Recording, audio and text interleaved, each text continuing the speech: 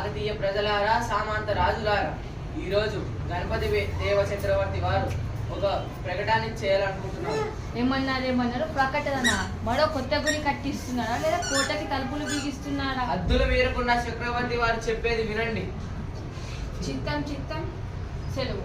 నా ప్రియమైన ప్రజలారా, సామంత రాజులారా, నాతో పాటు రాజ్య రక్షణ కోసం కాకతీయుల రాజ్య వైభవాన్ని, గొప్పతనాన్ని దిశాలుగా వ్యాపింపజేసిన రుద్రదేవుడి పట్టాభిషేకం తలపెట్టాము.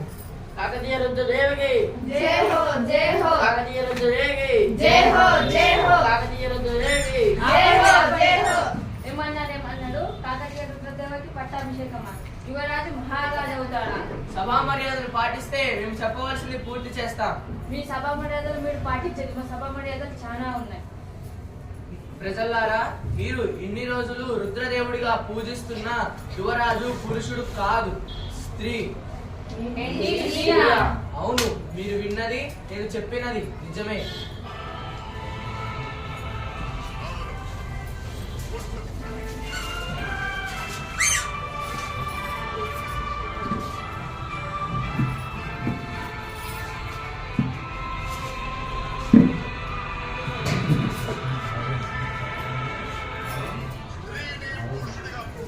పుట్టుకతోటే శ్రీ రుద్రమ్మ దేవి స్త్రీని పురుషుడిగా ప్రకటించింది మన దేశ శ్రేయస్సు కోసం, మన భారత భద్రత కోసం.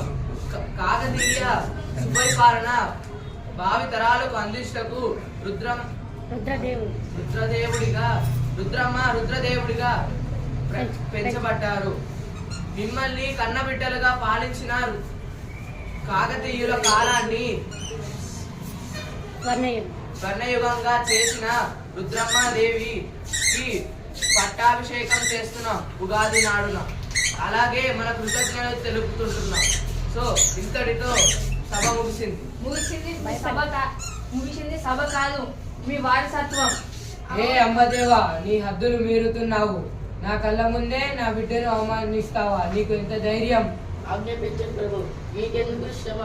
తలకాయ తెంపి మీ కాలు ముందు పడుస్తా. ఏ అంబదేవా, నా తలకాయ కాదు, మా అందరి తలకాయ చెప్పాను. కాకతీయ ప్రజలారా, శాంతి శాంతి.